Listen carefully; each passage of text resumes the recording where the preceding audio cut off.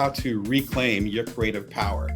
Live Q&A. If you have any questions about this or comments, how are you feeling about you showing up in the world, getting your information or getting your product or service to the world? What are your biggest challenges with it? Is there a certain strategy that you guys are doing right now that's working for you? Is there a strategy that you're realizing is not working for you? Throw it in the comments. We're about to deep dive into this right now. So the three things are mastering the game, disrupting the game, and overpowering the game. And let's go through them one by one. So the first thing you might ask is, Damon, what does it mean by mastering the game? And I'm glad you asked that. And mastering the game, the way I define it, it's the first way of three different ways. It's understanding the rules so that we can be best at mainstream methods. In other words, you're going into these traditional systems. It could be the publishing industry, which I know fairly well. So the book publishing industry that's mostly based in New York, in that same little zip code in Midtown Manhattan. It could be the music industry, which is based in another location. It could be Nashville, which has its own type of energy. It could be the video game industry, which has been based in Silicon Valley and LA and a couple other hot spots. Whatever that industry is, you're going to master it to the point where you know exactly what's going on, you know you're going to show up. And I think the key thing is that you know what is expected of you and you know what the boundaries are. You know what your sandbox is. In a recent video that I did about Drake, Kendrick Lamar, and J. Cole, who are considered the three greatest of right now of this generation as far as rappers. And if you're following music community at all or hip hop community, you know they've had some conflicts earlier today arguing who is the greatest of all time of this generation. They all take different approaches. So they represent the mastering the game, the disrupting the game, and the overpowering the game. And the key thing here is that when it comes to mastering a game, that's really what Drake's lane is. So he's able to go behind the scenes and accumulate as much power as possible so that he's able to stay relevant. He's able to partner with different artists, even though he's approaching 40 right now, and he's been a rapper / singer for about 15, almost 20 years. He's able to stay relevant because he's connecting to other artists who are coming up in that system. He's going to know the system better than those known artists know it. And it's the equivalent of me back in the day where I had a regular agent. Shout out to my agents of the past. I had a regular agent in New York, and I would fly to New York once, twice a year. I'd be on the West Coast, and I'd usually do a red eye, land there, take a shower in the airport lounge. Shout out to the airport lounge. Back when I had the executive status for the airlines, and I take a shower there, and then I take a taxi, because it was before Uber, take a taxi over to Midtown Manhattan and have editorial meetings all day. And so when there was a change in the guard as far as the editors, when there was a shift as far as new publishers on the horizon, when my agent said, hey, Damon's based in San Diego or in San Francisco or wherever I was based at that time, even Chicago, when I was living in the Midwest, shout out to Chicago, they could say, oh, okay, Damon, you're going to be here over the next quarter, so over the next 3 months. I'm going to go and have you take a meeting with so-and-so, and then go and have a drink with them, and then meet with this person. And I would fly in regularly, even though I was not a local. People thought I was from the East Coast. I'm originally from the East Coast, but people thought I lived there. That's what I mean by mastering the system. The system was, in publishing, you have to be present. Publishing, at least at the time, was 100% based in New York. I'm talking 15, 20 years ago, 100% based in New York. And so you're coming through there and you have to be there regularly, have that face time. That's part of mastering the game. I was mastering the game when it came to traditional publishing. That's why I just did my 27th book. That's why that first dozen books, once I got the first book, it came out in rapid succession because I was always in New York, right? So many friends that I have in New York, because I came there so often, they're just expecting me to be there a few times a year. There's power in understanding what the limitations are, what's expected of you, and then hitting those particular marks.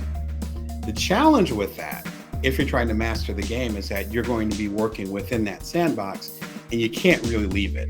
Another example I gave in a video, and all these videos that I'm talking about are right below in the links, is me talking about Michael Jackson, Prince, and Jay-Z, who represented respectively mastering the game, which was MJ, disrupting the game, which was Prince, always a rebel, and then overpowering the game, which was Jay-Z. When it came to Michael Jackson, it was him, again, getting power behind the scenes, similar to Drake, where he ended up owning the Beatles catalog and all these other things behind the scenes.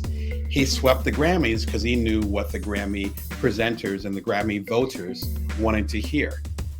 He kept going for getting that number one spot because he knew that that mattered within the system he was in. He was mastering the system. As opposed to, say, a rebel like Prince, or later on we'll talk about Kendrick Lamar, who are going against the system, or someone like Jay-Z, or and consequently J. Cole, who actually ended up working with Jay-Z, and how they end up being outside of the system. The challenge is that, again, with Drake and with MJ, particularly with Michael Jackson, until his death, he was within that system. He couldn't quite leave the system because he didn't have the strength or apparatus to leave the system. Part of that was because he was independent, or because independence wasn't as available, when he was in his prime back in the 80s and 90s. That's true. But then even you look at Drake right now, who arguably has been in his prime for the past 3, 4, 5 years, and he still hasn't left to start his own independent system. And that's because he's been busy mastering the system. So when you master the system, just like me flying back and forth to New York, back when I used to work with the traditional publishing industry, you're actually dependent on that system. That's kind of how it works. And the 48 Laws of Power is an excellent parallel to this, which I'll throw that up there as well. If you guys want to grab the book, it's definitely worth grabbing, or you can go and check it out on Shortform, link below. In fact, I would recommend you check it out on Shortform first, see if it's your flow, and then go and grab the book. It's an excellent way to talk about how power flows, because that's what we're really talking about when it comes to you getting your art and reclaiming your creative power, is we're talking about how you can actually make an impact in the world with the art, with the creativity, your product or service that you're doing, and do it in a certain way where you're able to retain that power. And that could be joining the system, it could be disrupting the system, or it could be totally subverting the system and going around it. When it comes to mastering the system, you have to read the 48 Laws of Power. Whether it's MJ or Drake, those examples, they understood the 48 Laws of Power, even though MJ obviously was doing it well before what's his name? Robert Greene. Shout out to Robert Greene, was probably even born, or definitely before the book came out. But it's definitely worth checking it out. We have this wealth of knowledge, whether it's short form or getting the books ourselves. We just have this great opportunity to take advantage of these resources that, frankly, MJ and back in his day, Prince, rest in peace to both of them, didn't have. Speaking of that, if you want to understand more about mastering the game, definitely check out the first video that talked about this at Bring Your Worth TV. It came out about a year ago. It's one of my most popular videos. I love doing this video. I put a lot of energy and work into it. It's Michael Jackson, Prince, Jay-Z, how they mastered business. It's exactly what I'm talking about. It's a blueprint, no pun intended to the Jay-Z fans, but it's a blueprint to how MJ specifically mastered the game. He understood it. And remember, MJ started